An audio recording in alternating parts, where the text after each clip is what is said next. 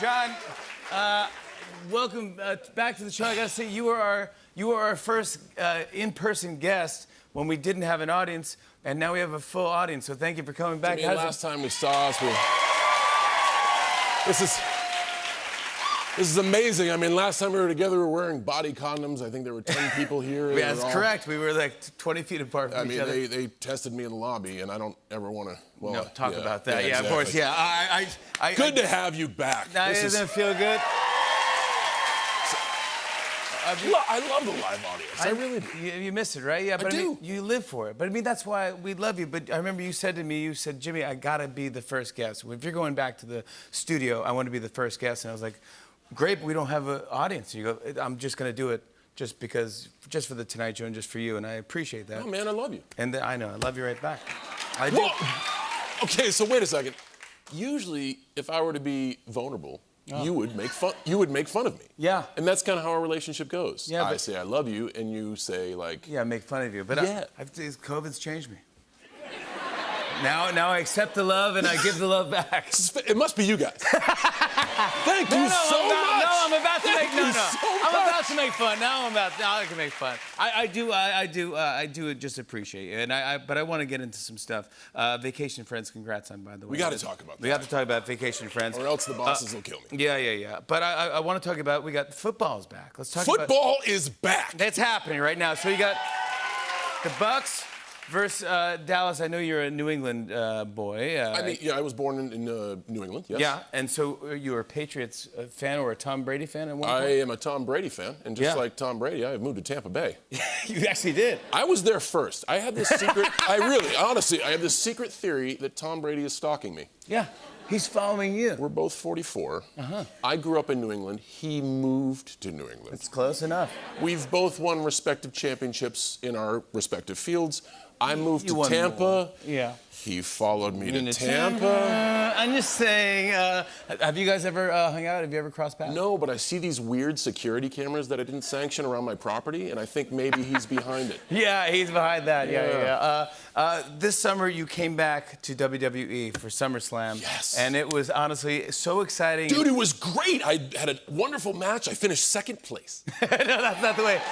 No, that's not the way wrestling works. I'm sorry. Says you. That's not the way wrestling works. Roman Reigns. It was awesome. By the way, just to see you back there, because we talked, and I was like, "There's hints of you maybe coming back." And you're like, "I don't know," because you had Suicide Squad. You got you had the show that's happening, the series that's coming out now, and I go, "Well, I'm not sure." Then what happened? WWE. I had a month off, and they're like, "Hey, you want to come to work?" And I was like, "Do I?" And they said the live audiences were back, and I love live audiences. I know, we heard. Yeah, so you. But how did it feel? How did it feel to get back in the ring, get the jorts back on? Well, I mean, that was nice. Yeah, that was nice. You look great. There is no better feeling than being in front of a live audience. There really isn't. And I'm so grateful to have all of you here. I'm so grateful to be back with a live audience. There is no other energy like performing and entertaining or telling stories or just shooting the in front of a live audience. Yeah, no, there so is. Thank you very much. Do you remember the first time you actually wrestled in front of an audience? Yes, I do. Where was this? It was in a gym called LA Boxing in Orange County, and 7 people were there. And I was not good. So nothing's really changed. No, yeah, right. You know, did you feel it? Were you nervous? What did you come out and you're like? Man, I'm nervous behind the curtain. Like, I'm always nervous. I think if you lose those nerves, if you lose that anticipatory excitement, like, oh, I don't know if this is gonna go. Like, you got to move on. I think you're done at that point. Yeah. I think you should always have that energy. Well, because I know you do love what you do. Yeah, this is fun. We're just talking and people are listening. This is great. It's great. Or you're not listening. You're texting. Whatever. It's just we're here. With people at home, yeah. But I want to. They're not listening either. When you were. They're like, why is he interviewing no one? Why is it just an empty chair exactly. there? They don't see you here, but. This is before you were John Cena, before you were WWE superstar. You were known as the prototype. I was. Can you? That's You jacked. That's a crazy picture. So that was taken pre-cell phone camera, and that was a candid by one of my friends. I had to cover up my man bits because I was going to the bathroom. That is not true at all. That is not true at all. No, but explain to me the name, the prototype. So I was 50% man, 50% machine, and 100% awful. It was bad. It was bad. It was bad. Well, I have video of you trash talking and promoting as the prototype. No way. And you guys judge, see if you remember this. I look in your genetic lunchbox and find a peanut butter and jelly sandwich with the crust cut off. I am 50% man, 50% machine. You are 100% fatality. Peanut butter and jelly sandwich with the crust cut off. Come on. Man. Come on. What do you remember? That was done. There was a documentary crew following us around, and we usually have, and this is done that was in Southern California. Yeah. But when you learn your craft, part of that is impromptu promo class, where they just put a bunch of people in a room, and the job is to try to catch you off guard.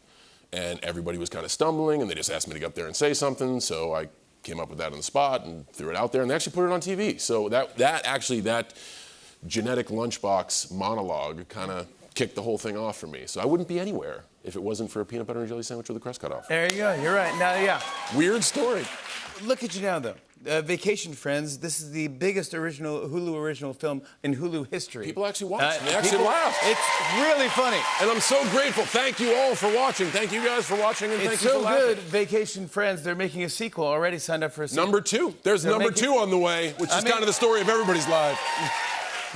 There's number 2 on the way. There's number 2 on the way. Just wait until that next number 2. With Meredith, you had great chemistry. Lil Rel, we know. Lil Rel's the best. No, we know. He's been on the show. You know what I was going to say to Lil Rel? Because when I've seen him do stand-up, I saw him at this charity he did for Dennis Leary called Comics Come Home in Boston. And he was so funny, but his laugh makes me laugh. He's got like a yeah, or something like a weird, he's got a weird laugh, and he didn't use it in this movie. And I'm like, that's a secret move that he has. Saving it for the sequel. Yeah, Spoiler alert! It is so funny, though. If I can set the stage, let me do my job a little bit. So basically what happens is Lil Rel and his fiance, or at the time his girlfriend, go on vacation, and he's about to propose to her, and their room is destroyed because the person who was staying upstairs destroyed it, overflowed their jacuzzi. And then he proposes to her. They can't get another room.